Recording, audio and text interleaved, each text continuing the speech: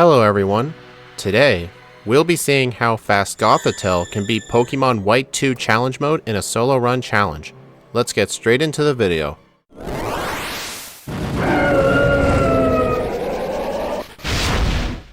Today we are going to be playing Gothitelle, and then later in the week on Friday, we'll be playing with Reuniqueless. But let's take a look and see what kind of Pokemon Gothitelle is. We have 70 HP, 55 attack, 95 defense, 95 special attack, 110 special defense, and 65 speed. We're also in the medium slow level up group, which actually kind of surprised me. I didn't expect this thing to be medium slow. So that means in the early game, we're going to be leveling up really nicely. And another thing I didn't realize, this thing's defense and special defense are actually really good. And 70 HP is actually very decent. The main disadvantage is that we are kind of slow. But hopefully we can just out-level our speed problems. And then, if you look on our starting moveset, we start with Pound, Confusion, Tickle, and Fake Tears. Confusion we get again at level 3, Tickle again at 7, and then at level 10 we get Fake Tears, then Double Slap, Psybeam at 16, Embargo, Feint Attack, Psyshock, Flatter, Future Sight, Heal Block, Psychic at 39, Telekinesis, Charm, and Magic Room. Tickle actually lowers the opponent's attack and defense by 1 stage, and Fake Tears lowers the opponent's special defense by 2 stages. So those moves will definitely become very useful actually. And we start with Confusion, which is really nice, and then Psybeam is not too far away. And if we look at our TM set, we get a decent bit of move coverage. We get a bunch of Psychic moves, and then we get Thunderbolt, Charge Beam, and Thunder Wave. Don't know why we get electric moves. But Thunderbolt we're not going to get until literally before the league. But we also get some other kind of coverage. Like for example, we also get Shadow Ball, Brick Break, Rock Tomb, Low Sweep, Energy Ball, Rock Slide, and Grass Knot. I have no idea why this thing gets grass coverage too. It's really weird. But hey, I'll definitely work with this. I think this run's going to be quite awesome. The early game basically plays like any other type of early game. I just have to go all the way up to the Flockacy Ranch, fight some trainers along the way, and then eventually I can get my very first TM, the TM for Frustration. I usually like to teach this to a lot of Pokemon because the friendship usually starts out pretty low, but our attack stat isn't the best, so I'm not really going to teach it. And honestly, Confusion will be enough for the first gym. So why don't we go take on the first gym leader, Charon.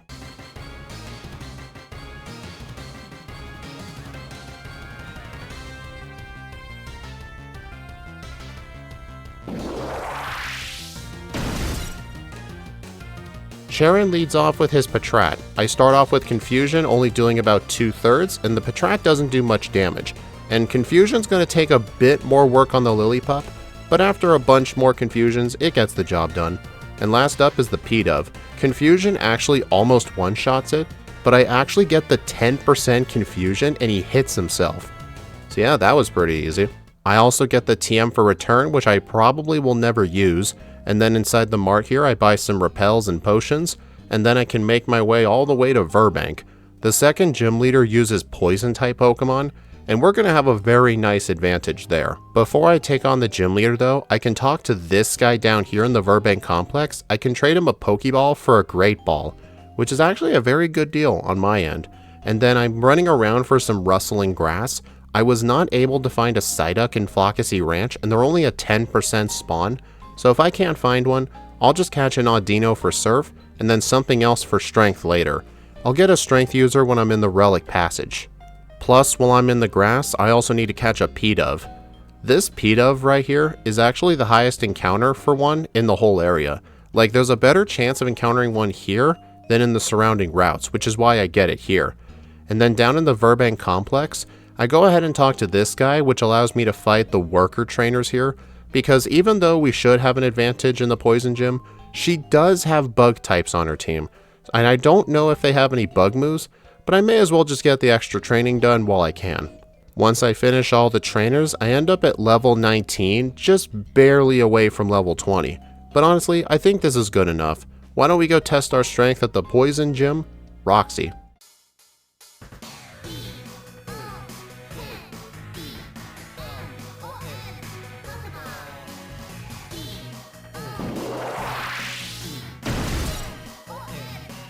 Roxy leads off with her coughing. This thing usually likes to survive hits, but it can't survive a Psybeam. Next up, the Grimer, one shot with Psybeam. I get to level 21, now for the Whirlipede. One shot with Psybeam. Yeah, I pretty much just needed Psybeam. I honestly could have fought her at level 16, but I'm not sure if I was the lower level anything could outspeed, or maybe like the Whirlipede'll barely live. I still think that training was a good idea though. So now with Roxy done, I have to go through all the useless Pokestar Studios crap, chase Team Plasma around Route 20, and then we can take the boat to Castalia City. I am actually very worried about Berg because even though he has bug types like Roxy, he actually has bug moves, and his signature move is Struggle Bug, which actually lowers special attack. So yeah, this is going to be kind of worrying. To prepare for this threat though, I actually go inside the battle company right here and fight all of the trainers I can. And doing all that training gets me to level 23. Then inside this gate here that goes to the Sky Arrow Bridge, I can talk to this girl and get the Quick Claw. Our speed isn't the best, so this could come in handy. Then in the sewers, I can team up with Hugh, who will always heal my Pokemon for me.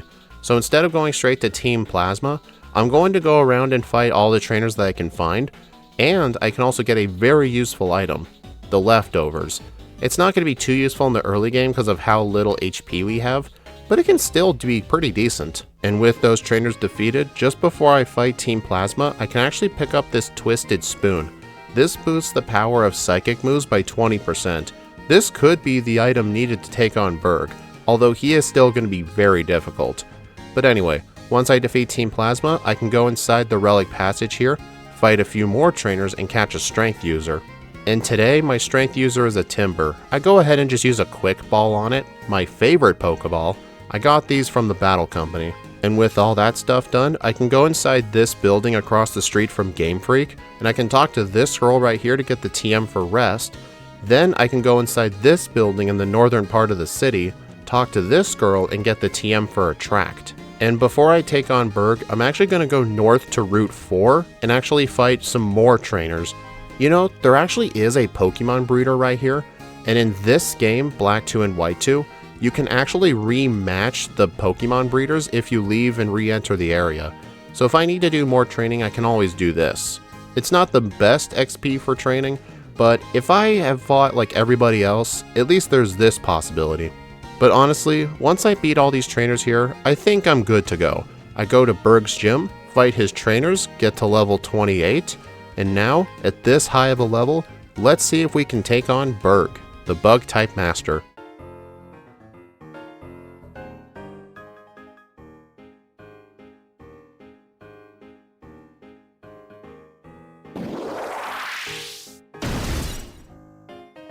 Berg leads off with his Dwebble. I'm level 28 for this fight.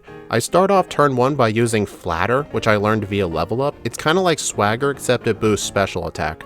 Plus if he hits himself it can break the Sturdy. Next up is the Carablast. It's a one shot with Psybeam. Hopefully it's the same for the Shelmet, and it barely isn't. But all it does is just set up a useless curse. So I'm able to two-shot it after that. Now is the Levani. I'm actually pretty terrified of this thing. It outspeeds me and puts me asleep with Grass Whistle and hits me with a crit Razor Leaf. But once I wake up, I use Flatter on it to confuse it, and then I use Attract on it. Because now, this thing has a chance of not moving, plus if my health gets too low, I can actually just use Rest.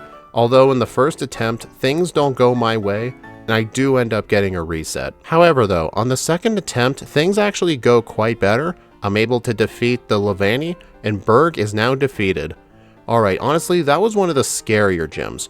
The next gym leader is Elisa of electric types. I'm not really too scared of her, but she can still be difficult. I go ahead and defeat Colress just north into Route 4, and then I can make my way to Nimbasa City. Then when I'm in Nimbasa City, I go ahead and heal at the center, and then I can talk to this gentleman right here to get 10 red shards. I will be getting a very useful tutor move once I get to Driftvale City. Plus, while I'm here in the mart, I can actually go ahead and purchase the TM for Reflect. This will actually come in handy for a few fights. Then I go ahead and team up with Nate in order to take on Ingo and Emmett for very good experience yields. Plus, if I want to get the Anvil Rare Candy, I'm going to need to defeat them. And once I defeat them, I go through the old Nimbasa City gym, get to the end, and that allows me to go into the real gym. However though, before I enter the real gym, I am very worried about Elisa still, and I know my level is not going to cut it. So I actually go to the Lost Lorn Forest, and I can rematch this Pokemon breeder right here, Pokemon breeder Gallon. He has a Tranquil and a Liepard. These give very good XP yields, plus he's literally next to the exit. This guy is literally like an XP grinder, it's awesome. However though, it is annoying that I can't use Psybeam on the Liepard. I have to hit it with Return. But that's fine though, small price to pay for great experience. I continue grinding on this guy, but once I get to level 36, I end up having a little incident where I end up getting a blackout, and I didn't want to reset because it's been such a long time, so I decided to just take the blackout and head straight back to the center. So yep, there goes my first blackout of the run.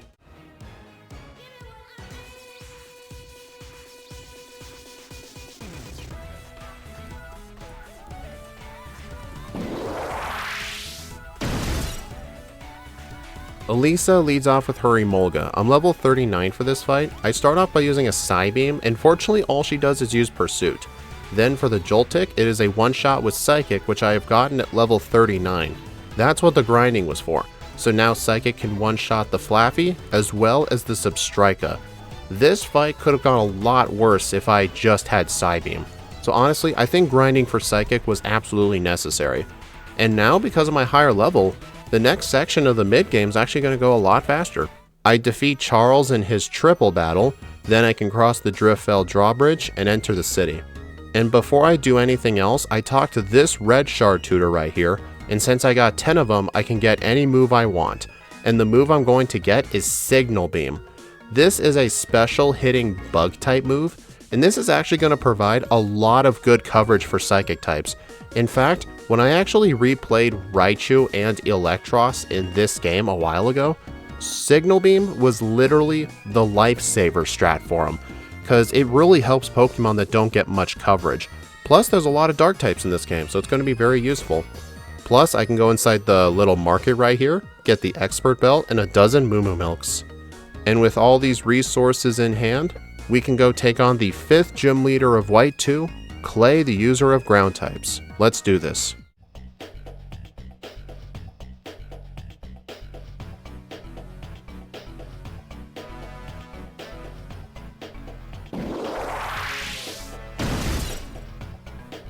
Clay leads off with his Krokorok, and obviously Signal Beam is going to one-shot it. Next up is the Onix. This thing has Sturdy though, but it doesn't matter, Signal Beam isn't gonna kill it anyway. But once it's at 1 HP, it actually hits me with Explosion, doing major damage. But I'm able to one-shot the Sandslash, and then on the Excadrill, I have to use Attract on it, and then unfortunately, it breaks through the Attract and hits me with Metal Claw. Yeah, I'm gonna need a bit of luck to come in my favor for that Excadrill. On the next attempt though, I actually just use Rest on the Sandslash to make sure I'm at full health for the Excadrill, although I did get hit with a lot of Bulldozes, so I'm going to need to make sure that I have as much health as possible and set up Attract.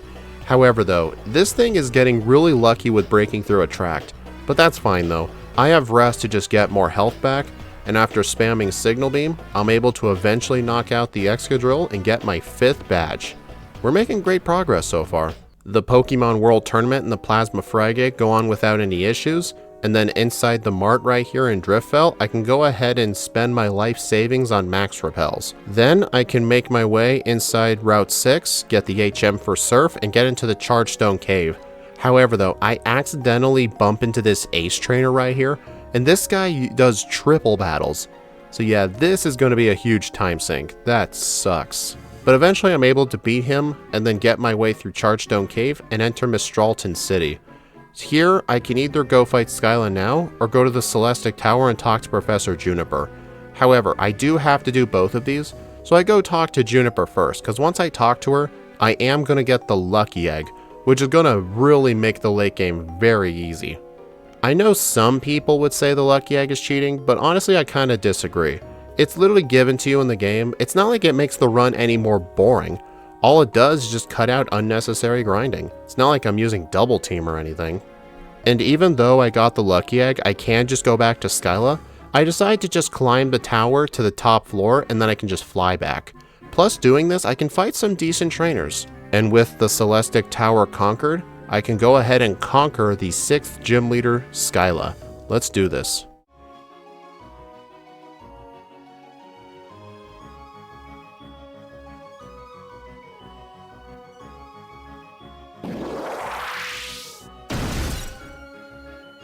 Skyla leads off with her Swoobat. I can't use Attract on it because they're both female, but that's fine though. I can go ahead and set up Reflect, so now Acrobatics is going to be doing very little damage, and all it does is just spam Energy Ball. Then on the Skarmory, I'm going to have to 2-shot it with Psychic, which is fine because that thing has Sturdy anyway. Then on the Swanna, I go ahead and set Reflect back up again, and I 1-shot with Psychic. Uh-oh, this is not good. But fortunately, I still have Rest on the moveset, so I can just use Rest on the Sigilyph, and then once I wake up, I can barely 2-shot it with Signal Beam. Yeah, that's a little annoying, but that's fine though. I'm able to eventually defeat the Sigilyph, and Skyla is conquered first try. So far, the only gym leader that gave me a reset was actually just Berg and Clay. Not too bad if I say so myself. Now we can take a plane to Lentimus Town, go through the Reversal Mountain, and make our way to Undella Town. But before I do that though, before entering the mountain, I go inside the strange house here and pick up a rare candy. Plus on the outside of the house, I can actually get the TM for Shadow Ball, which will definitely be very useful in the Elite Four for Chantal, who uses ghost types. So I think this was worth the detour.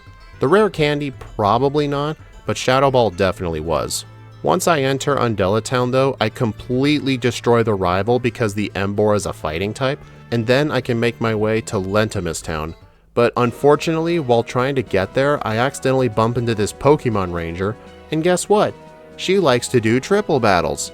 Yay! When I was younger, I was upset they actually got rid of triple and rotation battles after Gen 6, but honestly looking back on them, triple and rotation battles were just kinda dumb. The rival and I end up taking care of Team Plasma in Lentimus Town, and then I'm looking through each house trying to find the girl that gives the TM for Charge Beam.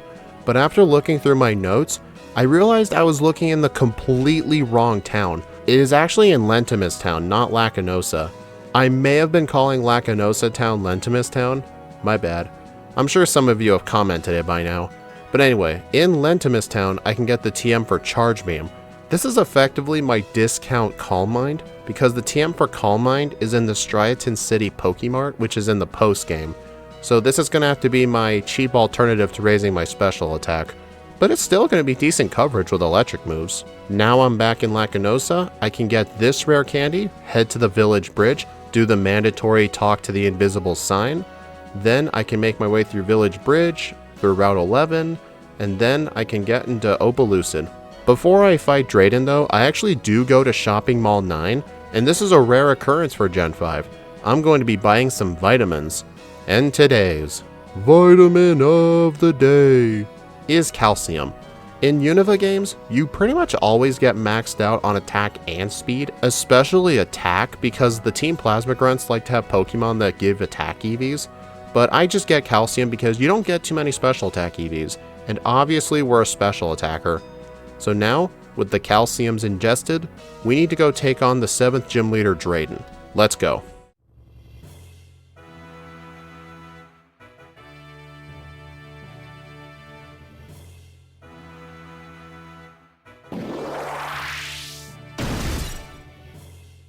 Drayden leads off with his Druddigon. It's going to be a 2-shot with Psychic, but turn 1, he actually crits me with Crunch for the 1-shot. Well, that was quick. On the second attempt against the Druddigon, I start off by using a Charge Beam. Fortunately, I do get a turn 1 special attack boost, and because of that, I'm able to 1-shot the Druddigon with Psychic. Then the Flygon as well, although it outsped and hit me with a devastating Crunch. And then the Haxorus outspeeds me as well. Well, that is just dumb. Apparently my speed stat is becoming a major liability. Basically a bigger one than I thought. Okay, will the third try be the Charm? I use a Charge Beam and a Psychic on the Druddigon like last time. Then on the Flygon, hits me with Crunch, I hit it with Psychic. Now for the Haxorus. I start off by using Psychic, and fortunately because I was in yellow health, it couldn't detect a knockout with X-Scissor, so it just used Dragon Dance. And because of that, I'm able to knock it and the Altaria out. So Drayden basically threw that fight there. But hey, at least I won pretty easily. Blah blah blah, Team Plasma stuff, freezing the city, blah blah blah. Oh look, let's go fight Marlin.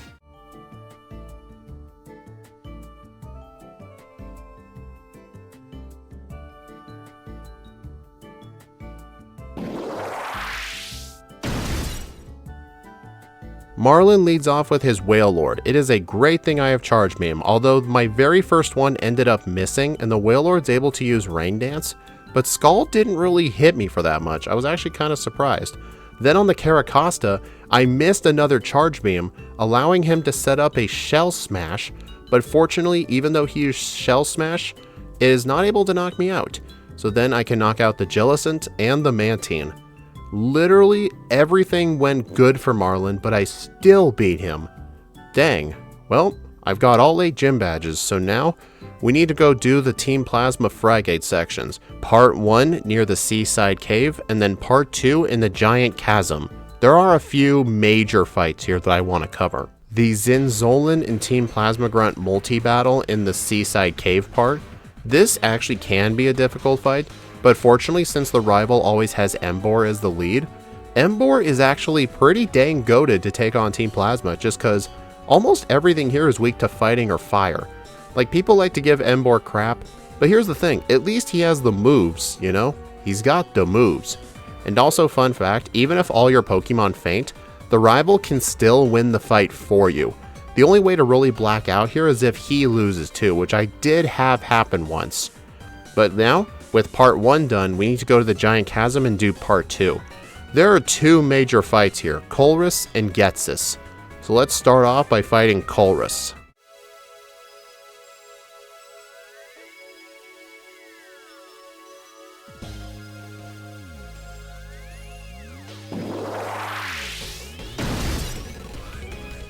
This is generally one of the harder fights in this section. Honestly, I think he's harder than Ghetsis because of paralysis strats. He leads off with the Magneton. I start off right away by using a turn 1 Charge Beam, then I get hit with Thunder Wave. The reason I used Charge Beam was to try and get some special attack boosts, but here's the thing, the Magneton and the Magnezone both have Sturdy. But this is fine though, because guess what? If the paralysis ends up being too bad, I can just use Rest to get rid of it and get my health back. However though, I was being a bit too greedy trying to set up more Charge Beams when I was at low health, and I ended up getting a loss because of it. Things go a lot better on the second attempt, and once my special attack goes up quite a bit, and I use Rest to get rid of paralysis, I can just completely crush his whole team. Now, we need to go take on Ghetsis, especially since White Kyurem did not cause any problems.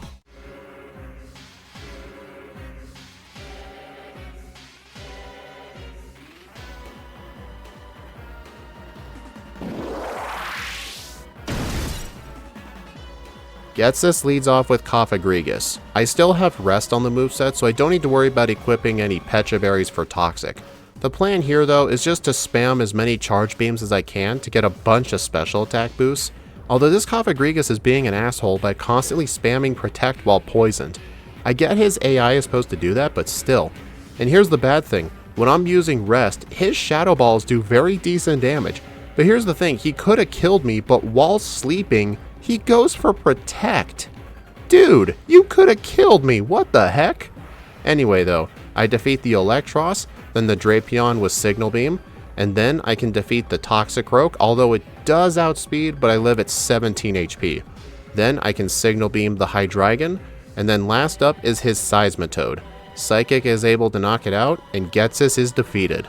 Okay, that was actually kind of hard, but he did kind of throw the fight. You kind of have to admit that, he completely threw the fight. And now, we can actually go through Victory Road and get to the Pokemon League. There is a rival fight at the end, but it doesn't cause any problems. But once I beat the rival though, he gives me the TM for Thunderbolt. This is a little bit late for it to be useful, and I kind of prefer Charge Beam, but who knows, we might need the extra damage with Thunderbolt. I heal at the center, buy some full restores, and now we can go take on the final 5 trainers. Let's do this shit.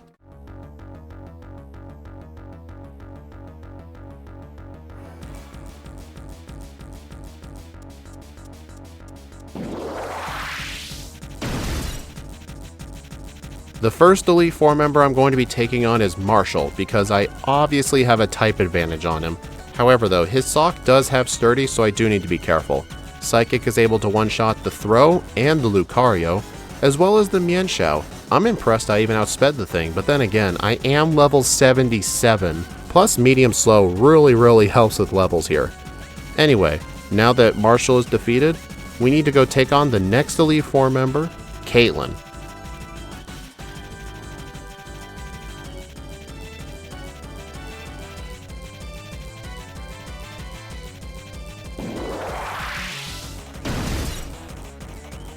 Caitlyn leads off with her Musharna. I start off by using a charge beam and then I get hit with hypnosis, but that's fine though, Dream Eater's barely doing anything. And then once I wake up, I can one-shot with Shadow Ball, and then I can do the same thing for the Sigilyph, the Gothitelle, and the Metagross. It's going to be a 2-shot because in Gen 5, Metagross only takes neutral damage from Ghost, but that's fine though, it's a 2-shot, and then the Reuniqueless is a 1-shot. Alrighty, next up is the Ghost-type Elite Four member, Chantal.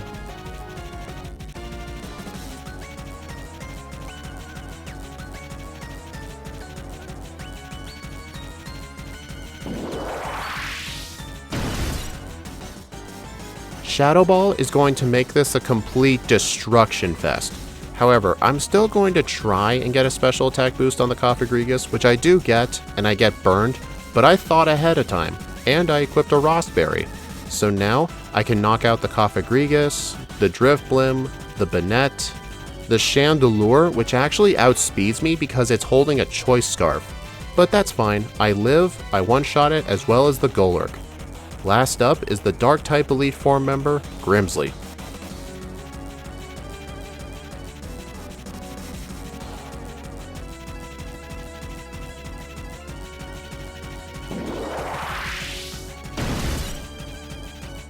You know, it's very weird to me that this thing can't learn Focus Blast. But that's fine though, it's in the post-game anyway.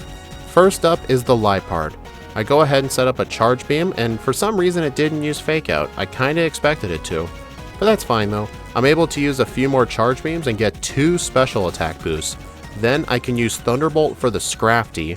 Then the Crocodile can go down with Signal Beam.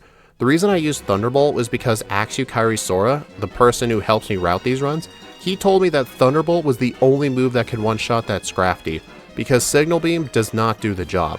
So great job on his part. And because of that, I'm able to defeat Grimsley without any issues. But now, we only have one more trainer left. We got the champion of White version 2, Iris. Let's end this run.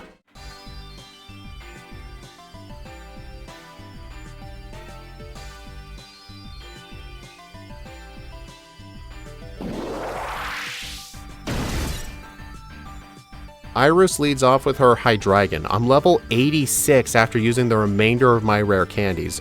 I use 1 Charge Beam to get a special attack boost, and then Signal Beam takes down the giant 3-headed dragon. Then on the Haxorus, it has a Focus Sash, so I go ahead and just use 1 Charge Beam to just break it. The first one missed, and he is able to get off an Outrage doing massive damage, but that's fine though. I'm able to live and get rid of it. Then the Aggron's a 1-shot, thankfully it doesn't have Sturdy. Then I can use Psychic on the Druddigon, and now she's only got 2 Pokemon left. She has a Lapras, which goes down to Thunderbolt, and then last up is the Archeops. This thing goes down to Thunderbolt as well, and with the Archeops defeated, Gothitelle levels up and clocks in with a real time of 2 hours, 1 minute, and 2 seconds, with 6 resets, 1 blackout, at level 87, with a game time of 6 hours and 11 minutes. This Pokemon actually was very, very good. I know Shadow Stitch was warning me about Gothitelle, but he played it in Black and White 1, not Black 2 and White 2, but the main difference was that Black 2 and White 2 gave Gothitelle Signal Beam. I'm sure without Signal Beam this thing's kinda bad, plus I don't know where the Charge Beam TM is in that game, but hopefully I don't have to find out.